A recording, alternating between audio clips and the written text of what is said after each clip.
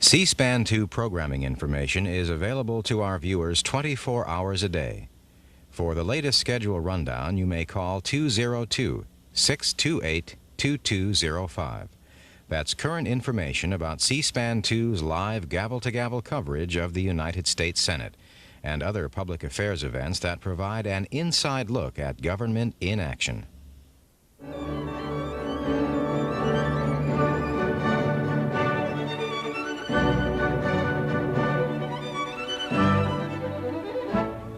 Coming up next, a forum held by the National Security Industrial Association.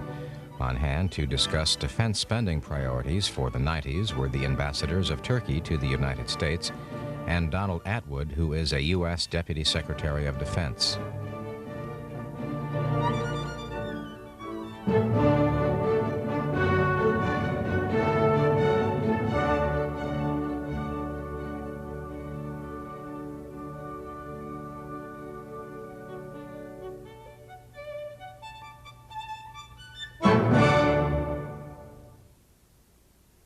Good afternoon, ladies and gentlemen. Because of the most distinguished group of people from around the free world here assembled, both at the head table and the audience, we have a tight time table, as everyone has a schedule. So we're going to start the program now so that we can get through when it's programmed. My name is Robert Martin, and I have the pleasure of running the symposia at ComDef, and it's a great pleasure to welcome all of you, many of you coming back now for the 4th year. Before we begin the formal program, I would like to take the personal opportunity to acknowledge a gentleman who is sitting in the audience, who is the organizer of ComDef, the man who created the concept, and I think has made a major contribution to the process of international defense cooperation, and that is Mr. David Whitetree. Can we give him a hand?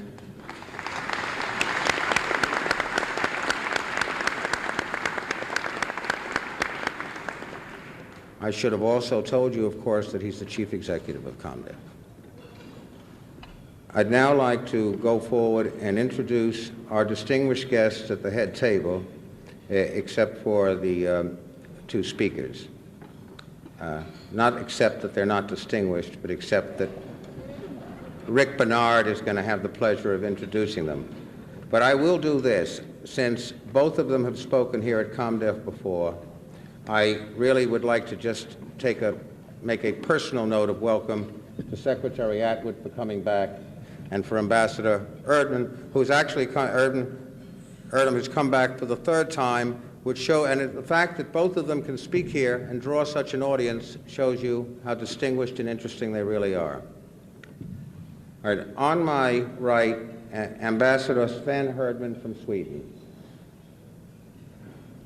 Sitting next to him, Dr. Albert Kelly, the Deputy Undersecretary of Defense for International Programs. Sitting next to him, Ambassador Christos Zacharakis from Greece. Sitting next to him, General Luigi Stefani, the Secretary General and National Director for Armaments of Italy, who graced us with his presence last year. Sitting immediately to my right is Dr. Victor Rees, the Director of the Defense Advanced Research Projects Agency. At the left end of the table, General Wallace Robinson, who's the President of the National Security Industrial Association, which sponsors ComDef. Sitting next to him is the Honorable Colin McMillan, Assistant Secretary of Defense for Production and Logistics. Next is the Ambassador Nuzhet Kandemir, the Ambassador from Turkey. Next to him is the Honorable Dwayne Andrews, Assistant Secretary of Defense. Now, I'll leave the other introductions to the gentleman I am going to introduce, Rick Barnard is the editor of Defense News. I don't think any of you need an introduction to Defense News, but here it is, and here's even an application if you don't get it. All right? And Rick did not slip that in there, I don't think, for that purpose.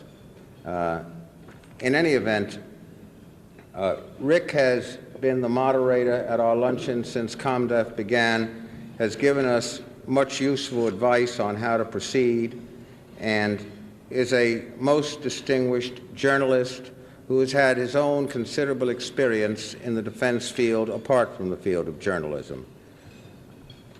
Now, before you arise, I have one other person that's in the audience that I would like to acknowledge, and that is Mr. Norm McIntosh, who is the Vice President of the Canadian Commercial Corporation, who is part of the distinguished Canadian delegation that came here for the opening ceremony, and whom I failed to acknowledge earlier.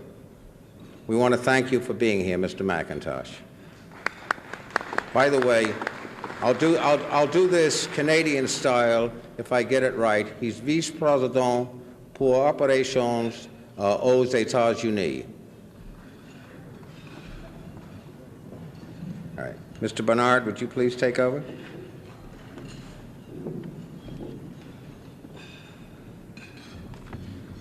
Thank you, Bob, and I can think of no more appropriate time than in these times to discuss defense spending priorities in the 1990s.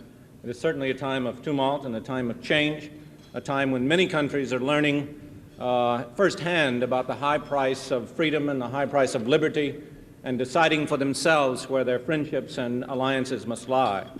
And our first speaker, known to all in this room, I think, needs no lesson on that, because the police action in the Middle East has come at a high price to the people of Turkey, not only because of the termination or suspension of oil through the Iraqi pipelines, but tourism has been affected. Other forms of trade that Turkey once enjoyed have been affected because of the new relationship that they have had to insist upon with Iraq. There have been estimates that this will cost Turkey overall some $7 billion, and our next guest may tell us that that is very conservative indeed.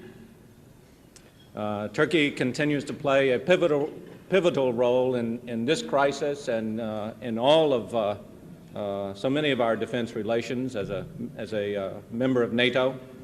And I think it's important to note that in a time when many countries, and in particular members of the NATO alliance, are reducing their expenditure and looking at ways to decommission warships and fighting divisions, that Turkey is taking a different direction in the world. And to understand this, you need only look at a map of the region and put yourself in Turkey's place. It is surrounded by Syria, Iraq, Iran, the Soviet Union, Bulgaria, and Greece. Perhaps this helps us understand why Turkey is now in the market for 160 additional fighter planes and helicopters and fighting machines and so many other things. Overseeing all of this, and it's the establishment in Turkey these past few years of a defense industry, such as the Turkish aerospace industries, has been Ambassador Vahit Erdem, Undersecretary for Defense Industries. Before that post, he was acting president of the Housing Development Administration in Turkey. He has been a public official and policy analyst for the Turkish government for over 20 years. Please welcome, ladies and gentlemen, Ambassador Vahit Erdem.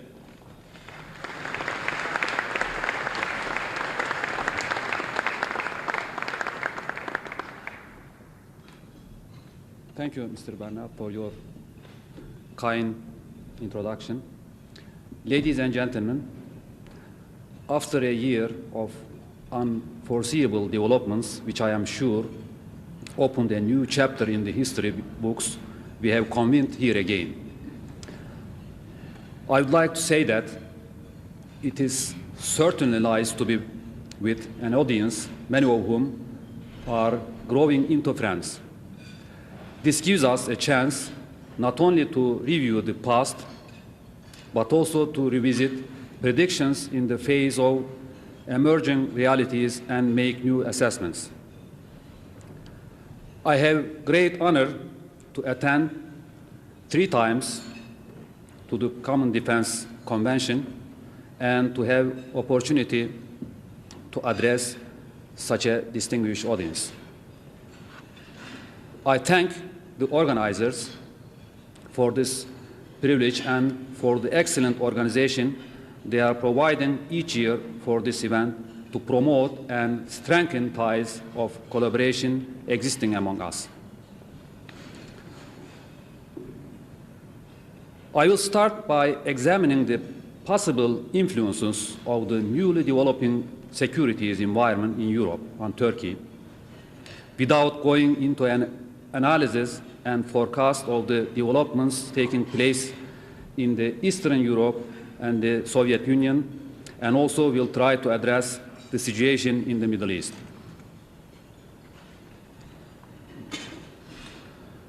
Turkey, as most of you in this room know very well, has made its decision to place itself in the family of Western democratic societies a long time ago. Progress has always been in the positive directions, and achievements of the country towards establishing parliamentary democracy with all its institutions is unparalleled among the developing nations.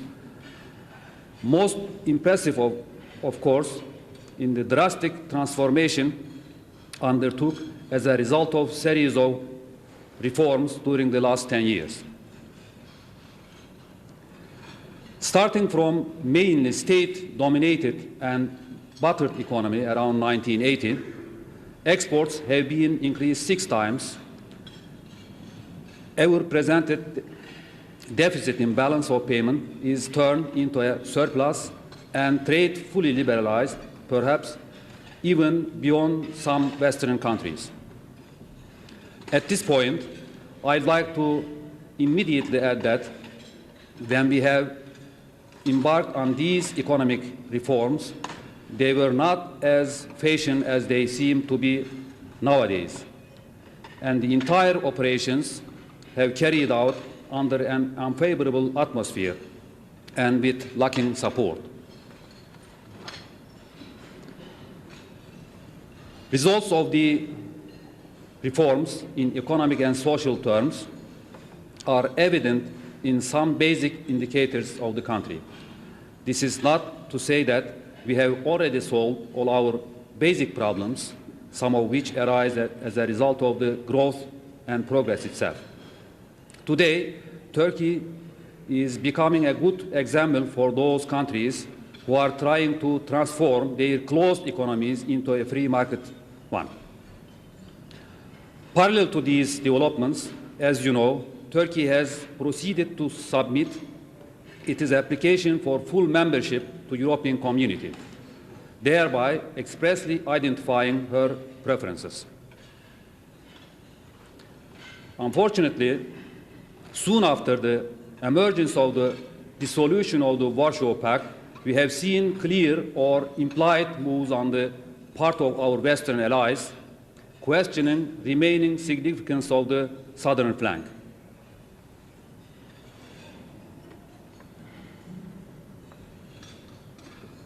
If underlying these mood changes were not a latent thought to prevent Turkey's integration to EEC, then it has to be a misjudgment.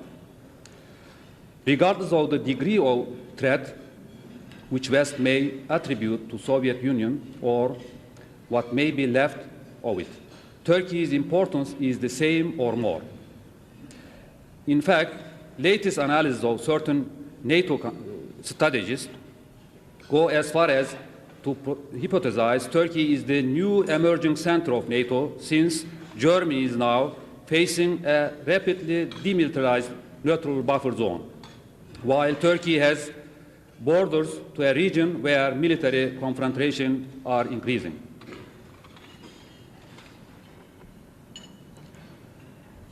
Failure or delay in recognition of this reality, which seems to be escaping the attention of a lot of politicians and decision makers on both sides of the Atlantic and negligence of common defense responsibilities, together with unreasonable prolongation of a response to Turkey's standing inquiries for EC membership, may eventually lead to a situation that may potentially harm allied countries' very own best interest.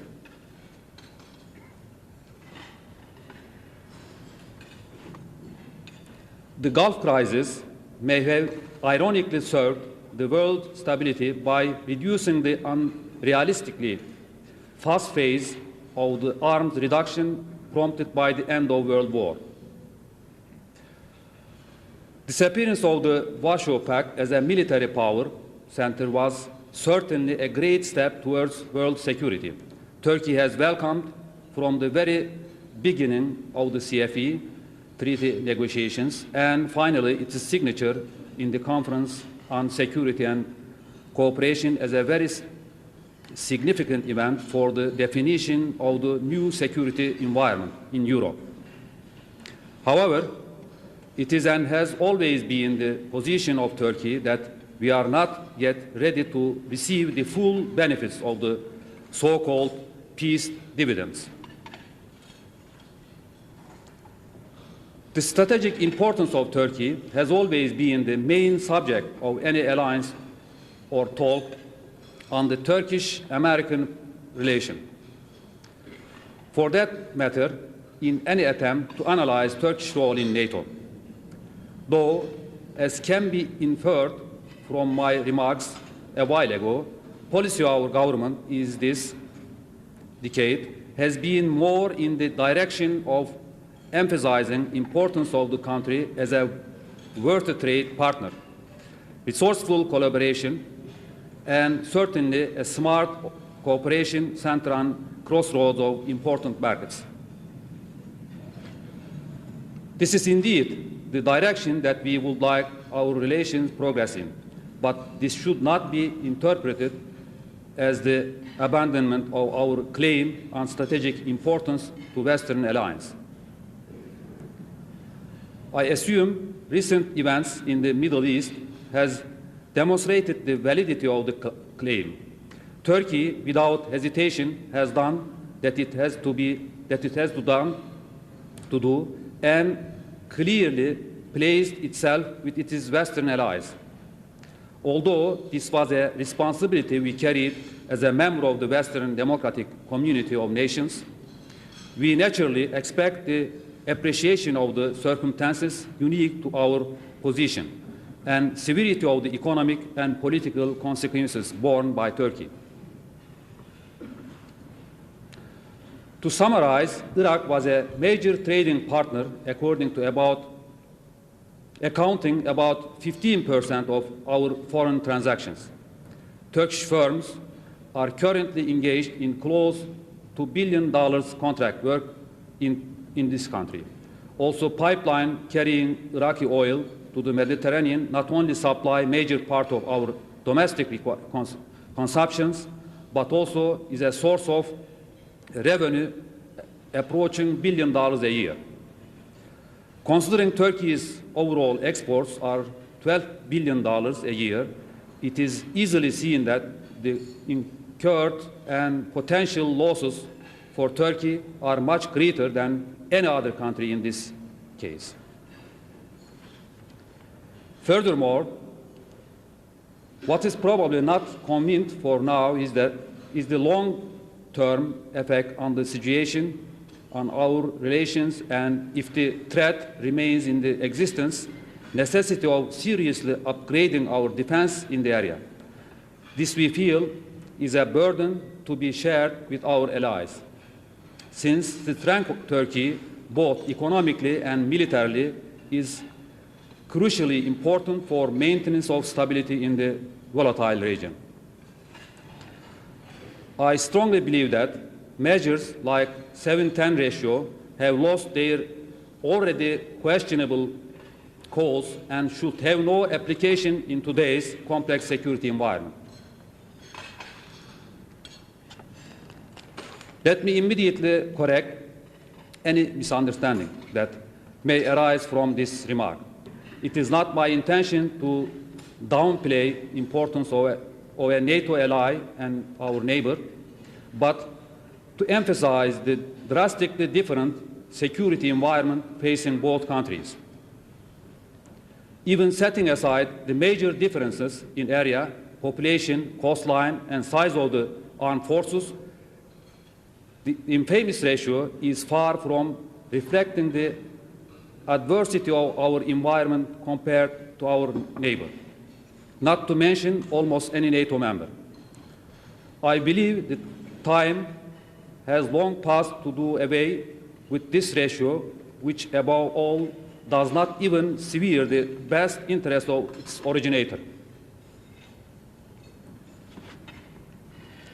During the past years, I have always made a point of informing this audience about the status of development of our defense modernization program and any significant progress.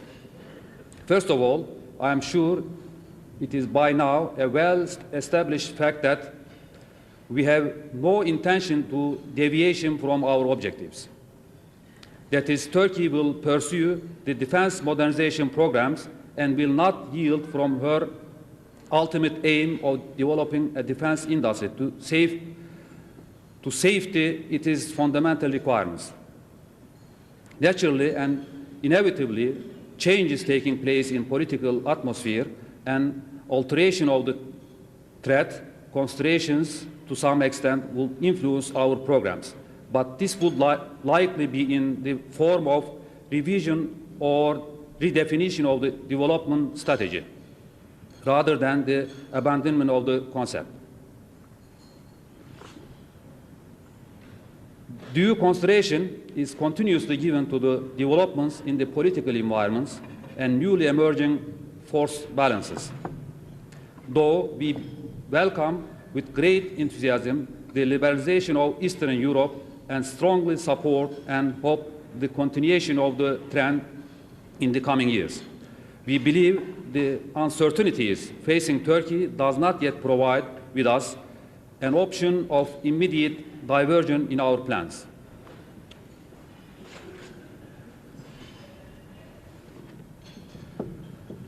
I believe time so far has served to validate our program objectives as conveyed to this audience, and several of our declared projects have proceeded into the realization phase.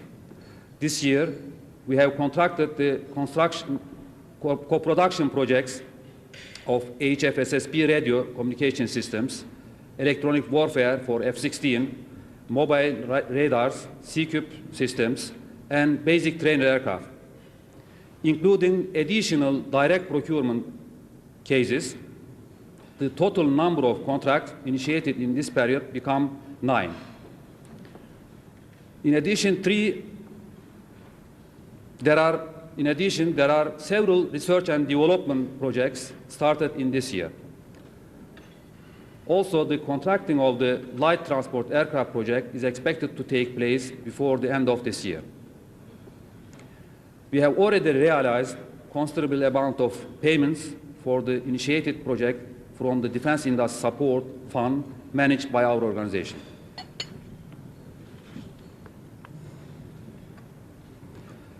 In all these and continuing programs, we had the close interest and participation of very prominent firms from almost all allied countries, several of which are also presented here. We hope that our association with them will continue as a mutually beneficial partnership in the years to come. However, I would like to repeat here our basic philosophy of bilateral trade. In a commercial relationship, we can not be continuously expected to be on the buyer side. Allied governments are strongly urged to create a two-way street for defense transactions.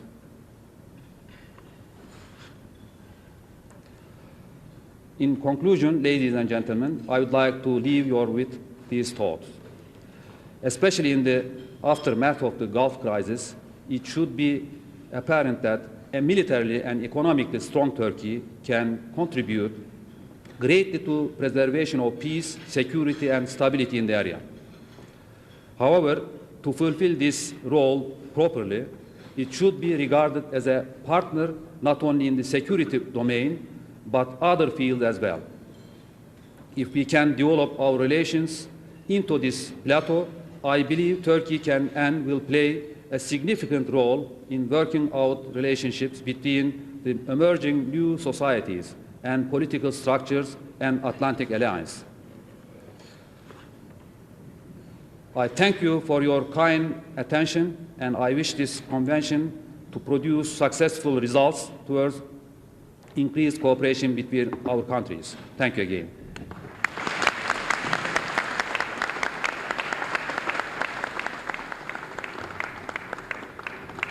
Thank you, Mr. Ambassador. I would like to reserve questions until both of our speakers have finished, and then we will take questions at that time. The trends facing the United States, of course, are somewhat different than those for Turkey.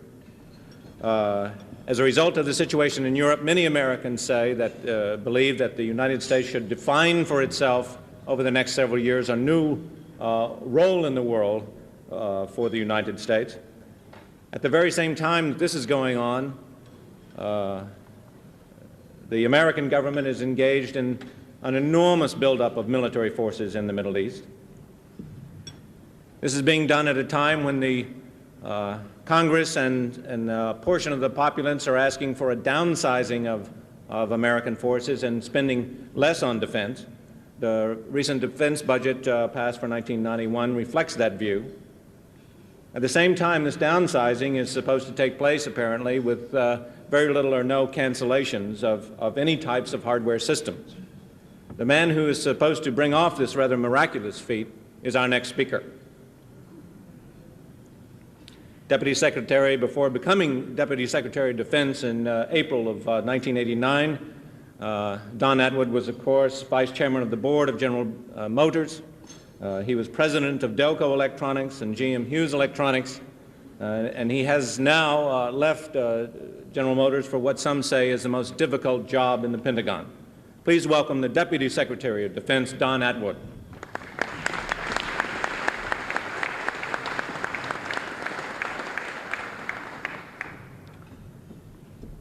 Thank you, Rick.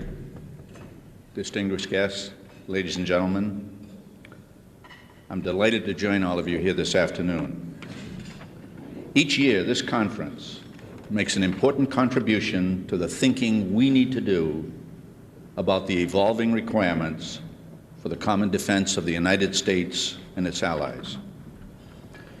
Those requirements are evolving at a great pace in this era of strategic change.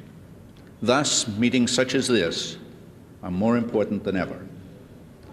The choices we make now, the direction of our national security strategy, the formation of new East-West relationships, how we handle the Iraq crisis, these issues will shape the future of the democratic world.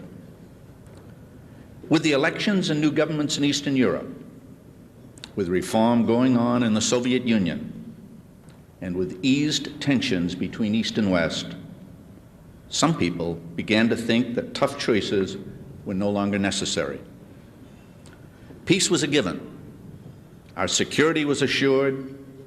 The direction these critics proposed for the Western alliance was retreat, step back from obligations, and unilaterally reduce our armed forces. But as recent events in the Middle East have made clear, in the real world, the choices are just as tough as ever. The complexity of world affairs is increasing, not diminishing, and the stakes remain very high. It's incumbent on us to remember our past as we face the opportunities which have been given to us.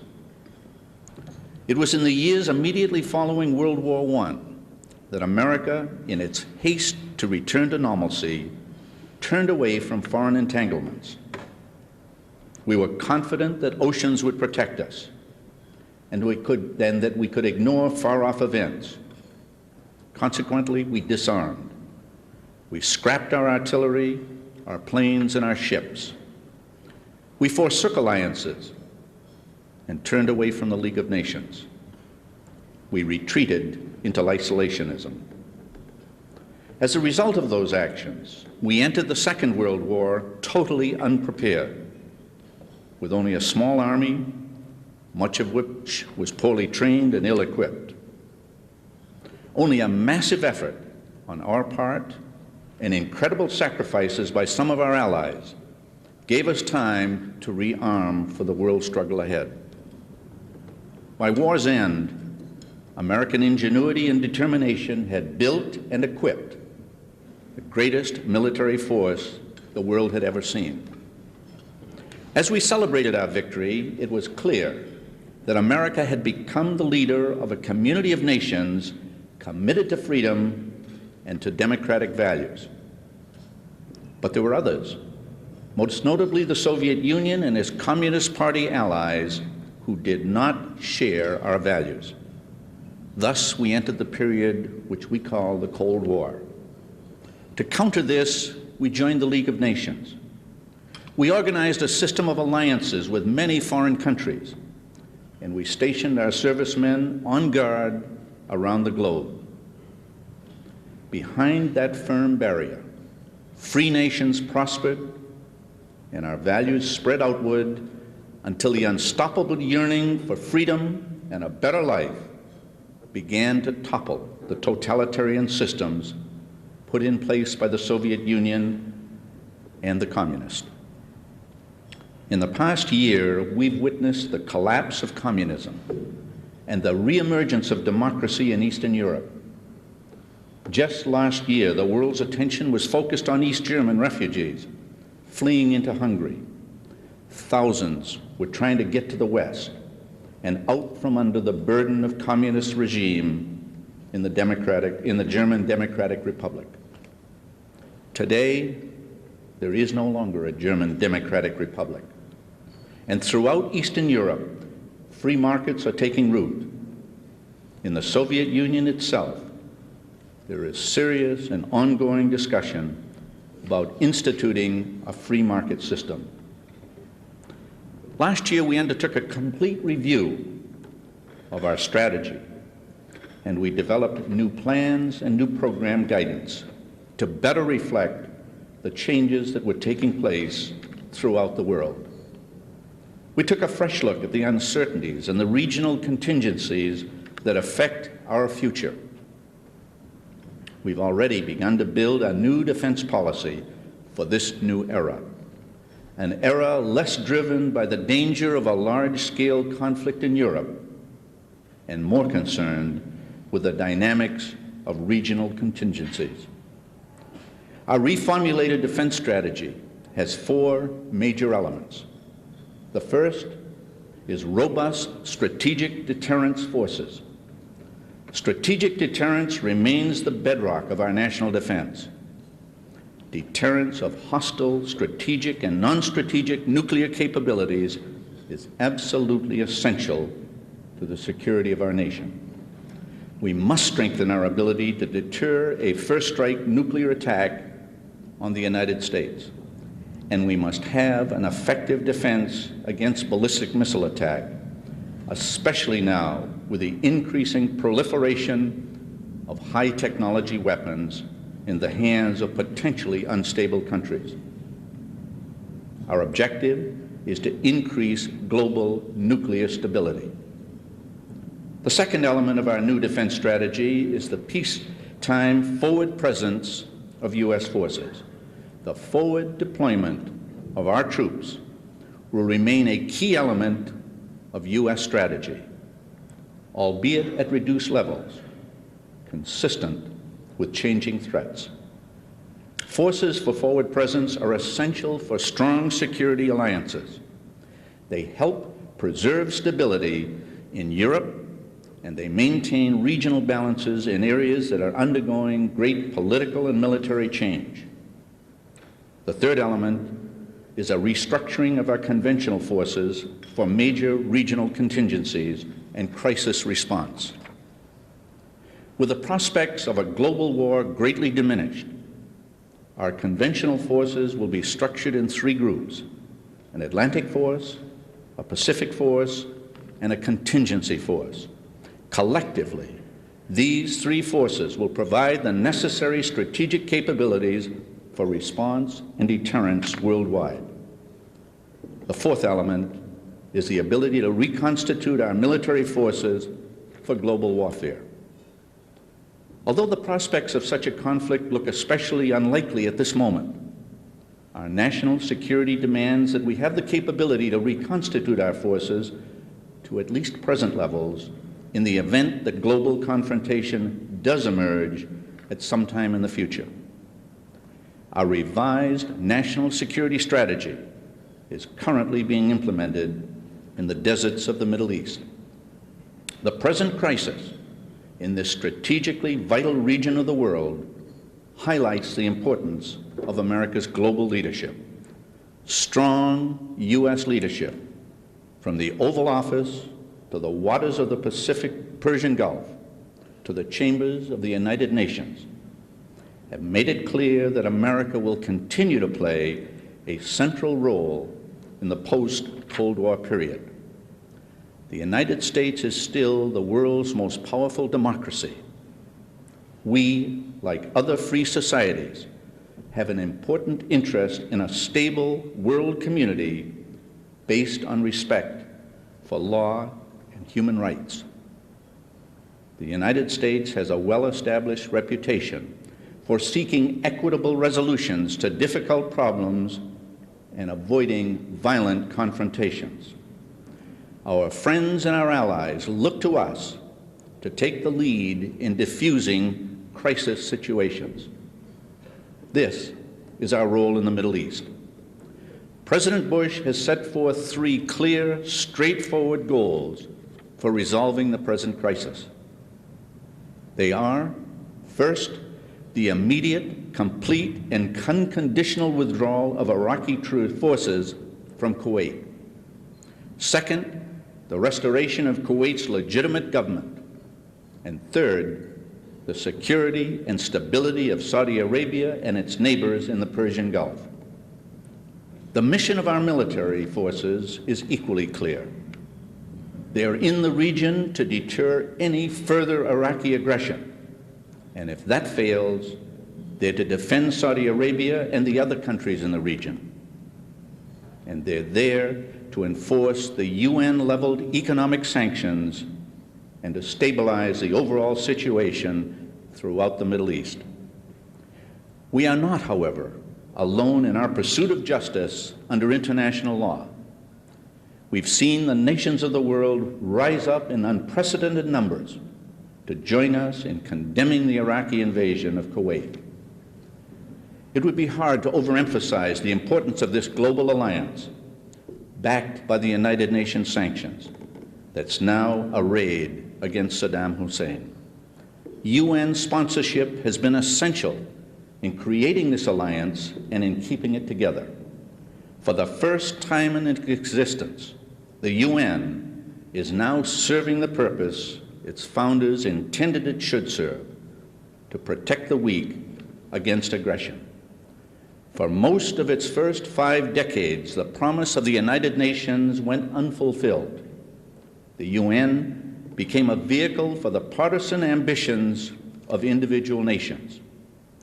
Its role as a global advocate of right of each nation to chart its own course, free from the influence of others, was systematically thwarted.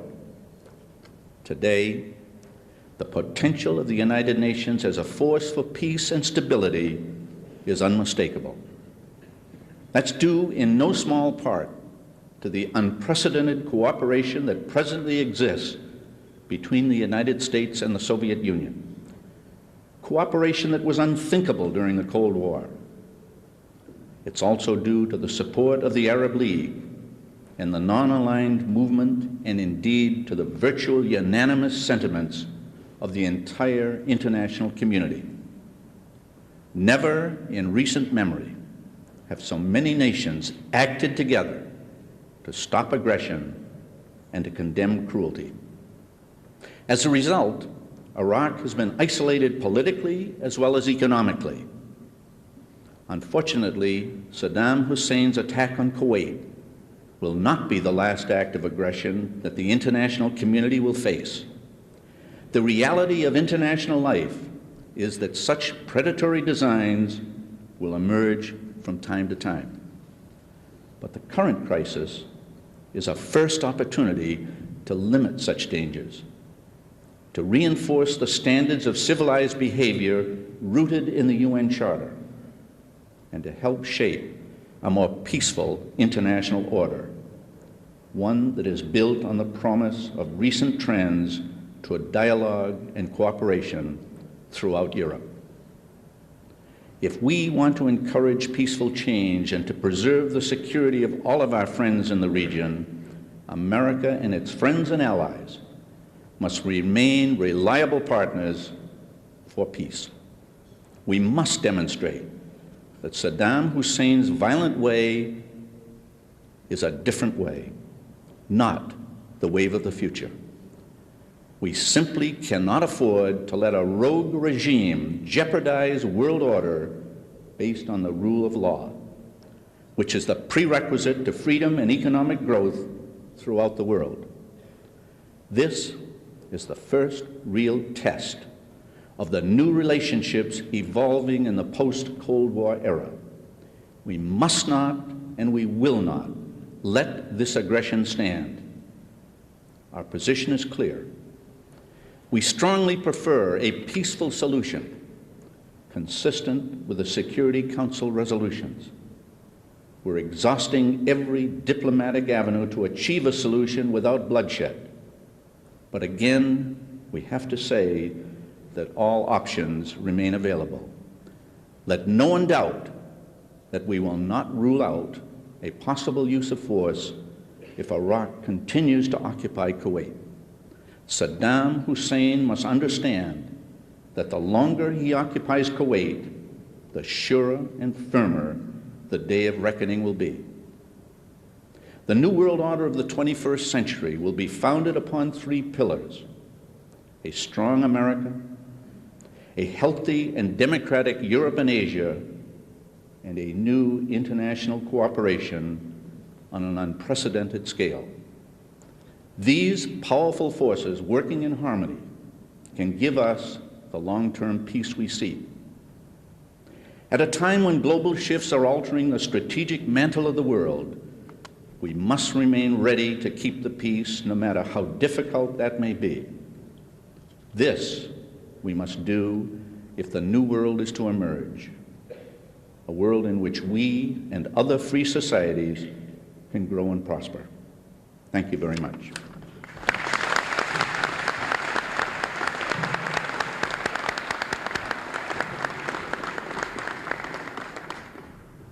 Thank you, Mr. Secretary. I do this a great deal, and it's rare that we have two such distinguished guests on the same platform, so let's take full advantage in the time that is left. Please direct your questions to Ambassador Erdem or to Secretary Atwood or at large, and we'll toss them around a bit. So we'll take the first question. If you could just stand and identify yourself.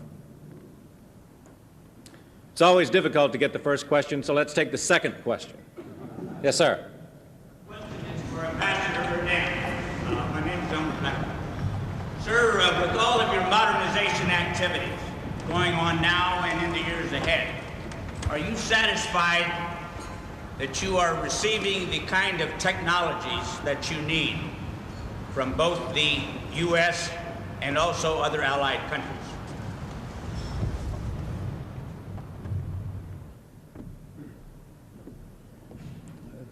Thank you for the question. Yes, we have a big modernization program. As you, maybe most of you know, Turkey initiated new system for the procurement through in-country production cooperation between Turkey and the allied countries. One of our objectives is to have to gain technological capabilities in the production and to make the cooperation between two ways. In that respect, we are attaching great importance to technology transfer. We have difficulties, I should say. We signed a number of contracts, as I mentioned, so far. We will see during the implementation period.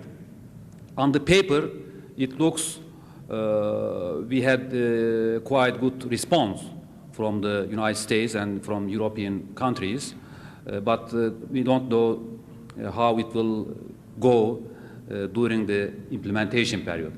So we have just started to implement the program contracts. Now the many projects in the investment phase. If the contract completely realized, that means we will be satisfied in great sense. Thank you. Another question. Don't be shy. Yes, over against the wall.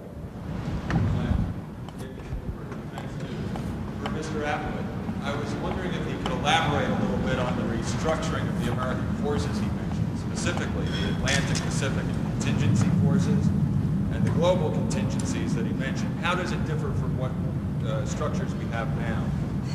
Question was, would you please elaborate on the structure of American forces that you mentioned, Atlantic, Pacific, and contingency forces? I think you're well aware that we've had an analysis ongoing for some time about what the future forces and the force structure should be in the United States. This involves the kind of active and reserve total forces that we need in all of the branches of the service, including fulfilling the commitments we have with the Navy in both the Pacific and the Atlantic, Mediterranean, and the Indian Oceans. A determination of the size and makeup of the Marines to go with that Navy, a determination of the size and makeup of the Army, including the number of heavy divisions, light divisions, and the makeup of the Air Force. All the while recognizing that we have a firm commitment over a long period of time in the Far East, including the stationing of forces in Korea and in Japan, commitments throughout Europe with our allies in the NATO organization, and commitments in the Middle East of a growing nature. And the force structure which we're developing is one which provides a balance of forces in those theaters of operation, as well as backup support contingency forces within the continental United States. That has been ongoing. We've dealt with Congress on these issues and have been, I think Secretary Cheney has, along with General Powell, made a number of discussions, presentations on the specific makeup of them. They are smaller. They are significantly smaller than they have been in the past, commensurate with the change in the environment throughout the world. And I think you will see as we come forward with our fulfillment of our 1991 budget and the fulfillment and the preparation and later fulfillment of our 1992 and 1993 budget, the significant makeup that we're proposing.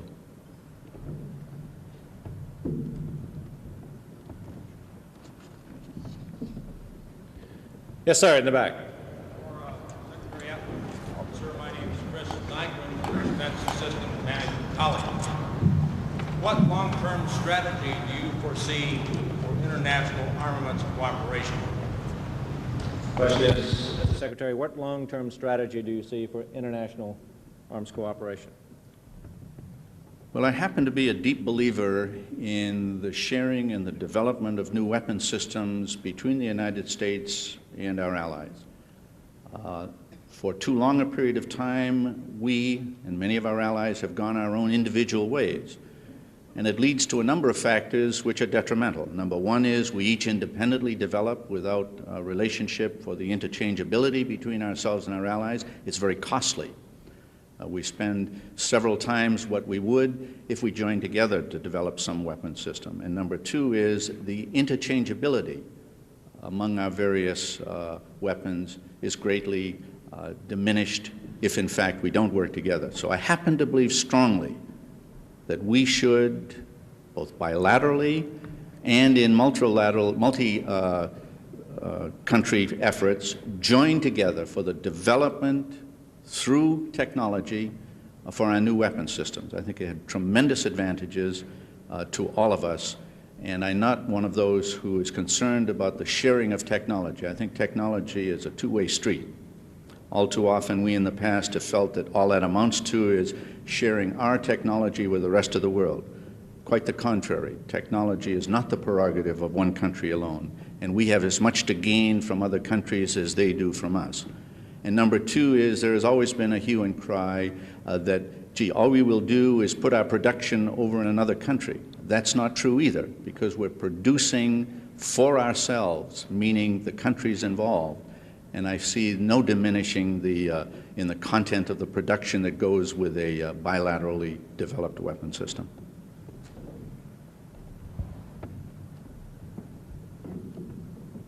I would like to ask a question of Ambassador Erdem. Sir, do you see your country as being a future manufacturer of Western-designed arms for Turkish allies in the region, such as Egypt? And if so, would you elaborate on that?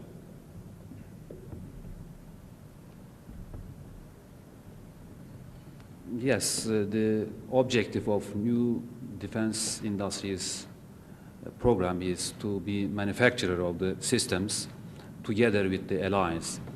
Of course, when we talk about the production of weapon systems, we know that it is very costly and very expensive. So Turkey would like to cooperate with the United States and the other NATO allied countries to join to produce the systems that Turkish armed forces needed. So the existing program, we have identified about 12 projects. Those are urgent requirements of the Turkish armed forces.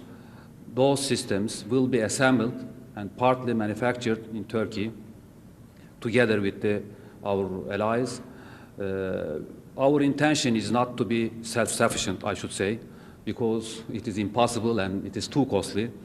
This is why we are trying to study the feasibility in detail and to produce feasible parts and components and to gain integration capability. The systems, final system will be assembled in Turkey, integrated in Turkey, but many parts and components will come from our allies. So the purpose is to make the defense procurement two-way street. Just some years ago, till maybe beginning of 1990, still we are importing our requirements from the United States, mostly, and from Europe. So our economy is not strong enough to carry this importation. So we think that it is worthwhile to add our capabilities, engineer, workforce, and to use our existing industries to contribute to our modernization. So when we think about the production, that means joint production, co-production, not production by ourselves. Thank you. Thank you. We have time for one more question, and here it is. I'm Bob Surratt from Surratt Acquisition Management. The question is for Mr. Atwood. You mentioned forwarding positioning. In Europe, for years, we've had troops or large amounts of personnel stationed there, positioned there. We've also had pre-positioned equipment that additional troops could move in on. Now with the Middle East and the situation it is, do you see or foresee a similar situation where we may have troops stationed there and or large amounts of pre-positioned equipment? And for the conference personnel, what impact do you expect this to have on major item procurements in the future? Will we expected to see them go down? Will they level off, go up? What's your outlook, sir? Could you hear over here? You can hear that? There's a different situation that exists in the Middle East from what exists in Europe, in that we have been in Europe now for 40 some odd years, and obviously have been in Korea for something less than that. We are today the guests, the invited guests of the Saudi Arabian government. And to this extent, it would be very presumptive of me to look out in the future and say what their intentions might be over a long period of time. This is a situation that exists because of the urgency of the Iraqi invasion of Kuwait, the desire of the Saudi Arabian government to seek help to defend itself and its other Persian Gulf neighbors, and we sit there in terms of that in being a guest for as long as the Saudi Arabians want us there to help deter aggression and to stabilize the situation. As far as prepositioning equipment throughout the world, I don't see any lessening of that in Europe or Korea or wherever we're talking about. I do see that the number of forces will be coming down. We will have prepositioned equipment, but at the same time we'll be drawing down our forces, as you know, in Korea already it's been announced to draw down, and in Japan and in Europe. And as a result of the hopefully recently concluded CFE agreement, we'll see a significant drawdown of equipment and personnel. But I do see prepositioned equipment throughout. Now, if I interpreted the second part of your question as to what do I see for a continued build-up of the defense industry production capability, was that what you're referring to? I feel that the market for defense weapon systems in this country will remain robust for many years to come. We are going from a budget of about $295 billion in defense down to about $278 billion in 1992. That's a significant reduction. But looked at the other way, that is a tremendous market for weapons over the years ahead.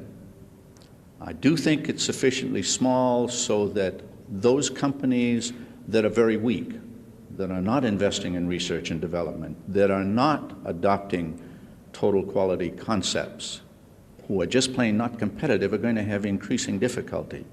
But those companies that are built on a tradition of high technology, continued investment in research and development, dedication to quality, and dedication to on-time deliveries are going to continue to prosper in the years ahead. I feel strongly that the defense industry throughout the world is a continuing, evolving industry. I feel that the industry in this country, working hand in glove with much of the industry throughout the world, will continue to prosper in the years ahead, albeit at a reduced level. Thank you. Thank you, and I think I speak for us all when I want to thank Secretary Atwood and Ambassador Erdem for being here and providing us with a thought-provoking and important conference today. It's good, been beneficial, I know, for defense journalists and perhaps for military officers and industrialists as well. And our thanks to both of them.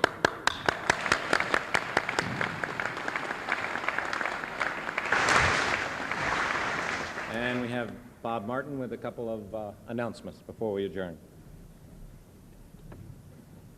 Thank you very much. Thank you, Rick, for your always excellent job. As an indication of the changing world, Friday afternoon at our second international briefing, the first Secretary of the Soviet Union will be speaking at ComDef, a most amazing event, thinking back a little bit, to tell us the Soviet view of the post-Cold War era. I'd like to also tell you now briefly about the future plans for ComDef. The Common Defense Forum luncheons, workshops, newsletter, and international business dossier will continue as in the past. But the events in the Middle East and Operation Desert Shield require special attention.